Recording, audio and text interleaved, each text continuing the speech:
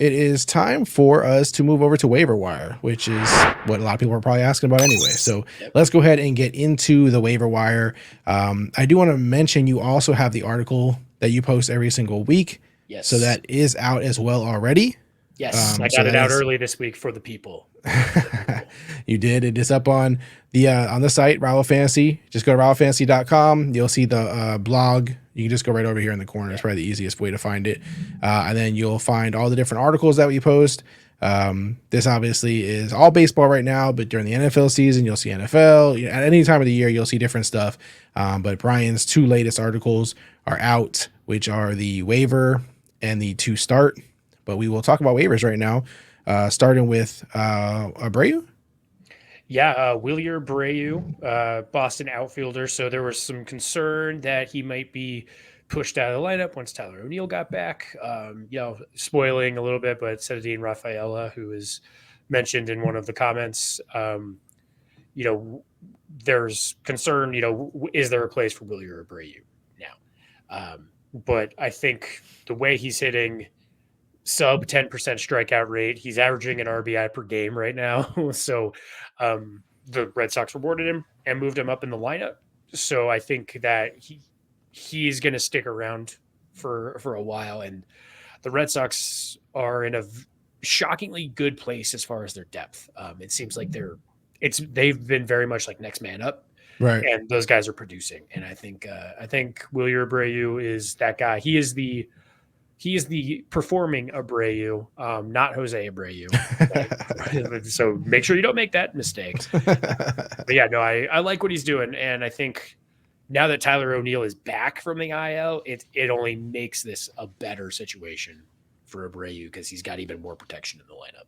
Yeah, and it's important. I mean, like you said, we just mentioned all the injuries that Boston is dealing with, and as a fan of a team, right? Like this is what you want to see. You want to see that your team is built, the depth on your team around these kind of situations. So when things like this happen, they can continue to play at a high level. You know what I mean? So shout out to Boston for that. Next guy on the list, Joey. I'm sure I'm going to mess this up. Loperfido.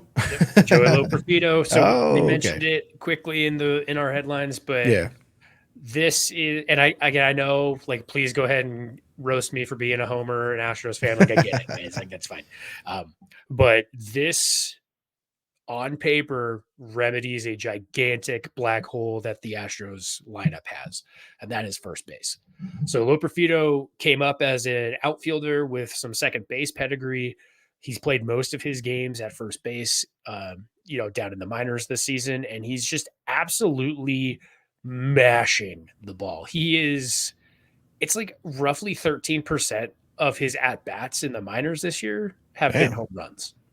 That's so nice. He's hit 13 home runs already. I think it's like 101 at-bats. So it's just under that 13%, but he's a lefty power hitter. And in a lineup that already has Kyle Tucker and Yordan Alvarez, that is a pretty scary proposition. We have to see if the power plays up. There's a difference between playing in the Pacific Coast League versus playing in the MLB. Right. But I think he's my top priority this week on waivers. I'm probably taking him in a ton of bingo and lineups, any challenge that I can. He's going to strike out. Okay, so in points leagues, like, know that he's going to have a decently high strikeout rate. That's going to be part of the learning curve. But when he connects, that power is going to be pretty nice. And if you get 3 power hitting lefties in the lineup back to back to back, because I could see Loperfido playing up to the 5th spot pretty quick. He's absolutely a priority if you need first base or outfield help. All right, perfect. And the last guy, kind of shocking. Kind of shocking that we're saying this, and we don't want to jinx anything, but Joe Adell. Yeah, I think it's finally happening, guys. I think we finally did it. So Joe, as I alluded to earlier, kind of a post-type sleeper, was very highly touted. He was a top pick by the Angels 5 or so years ago, or longer than that, but he's been in the league that long, and he is finally starting to show signs of life. His hard hit rate is up to almost 52%, and his BABIP is 375. So what that basically translates to for non-stat heads is when he's putting the ball in play, good things are happening. So he's making contact, he's putting the ball in play, and he's getting on base. So it also, Joe Adell is very fast. I don't know if you guys have watched him run on the base paths, but the dude can move. Yeah, I mean, and that was part of the problem, right? Is he couldn't get on the base. Yes, he couldn't get on base, and so you couldn't see his full skill set. Quick tangent, but there was a video, just an absolutely botched call. I don't remember which game it was, but Joe Adell blatantly stole a base, was safe by like a foot and a half, and he got called out. The Angels challenged it. They still upheld the out call. Just awful. We'll get into MLB umpires later on in a different episode, but yeah. So I think, I like Joe Adell. I think he's worth the lottery ticket. He was starting in a platoon. He then, as soon as he got to be in the starting lineup consistently, that's when he started doing these things. So, let's enjoy the ride while it's hot and ride the hot hand. Yeah, and a couple of things to mention. I mean, one, the Angels can use some good news, right? Like this, we talked about this in the past, that they've had it rough. And then, and two, I mean, again, 25 years old, breaking out now potentially. And this is why we say don't give up on guys, right? Like, and this is why we say you're not 25, 26 isn't necessarily old. Because I mean, the guy could start right now and have a great career still. You know what I mean? So yeah, this isn't like Devontae Parker in the NFL, right? Right. It's very different when you have 17 games to break out versus you have 162. Like Joe Adell has the pedigree and he's got the skill set. And like you said, the Angels need guys who can play. They need guys who can provide sparks to that lineup.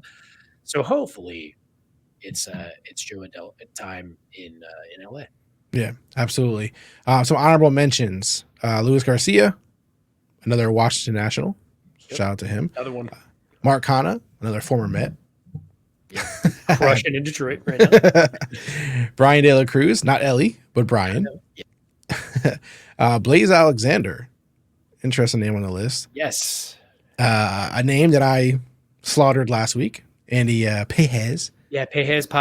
But we're way closer. Thank you, comment section, for the help on that. Yeah, one. Shout out to the comments for helping out. I don't have your name, but definitely I'll find the name and shout you out before the end of the episode. But yeah, someone definitely said nothing other than how to say the name correctly. So shout out to you. And then who else we have here? And then Miguel Sano. Miguel Sano. Sano. I won't go too deep into it. It's just shocking to see Miguel Sano return to any sort of relevance because we thought he was done at age 28. So good to see him back. And again, another Angel. The Angels are doing that Moneyball thing. They're patching something together, and they're doing all right. So yeah, and shout out to I don't know how to say your name. I don't know, PLab8 on the comment section in our waiver episode last week. He jumped in the comments, and not waiver episode, but the clip that I made of our episode from this show, basically last week. He went in there and he said, Miguel Sano, you heard it here first. First base, third base eligible, healthy, great shape, just getting into form. It's funny because it started a debate and people started arguing and fighting and said he had better. One person said that he's going to regress for sure. Another person said this is the best he's ever played. Somebody else said he's played really good before. What are you talking about? So the debate rages on. And it looks like he looks like he got into better shape, and it's translating into like higher exit velo. So yeah, it's Miguel Sano could always mash. It was just a matter of him doing it without a 50% strikeout rate. Yeah. So we're back. Don't call it a comeback. There we go.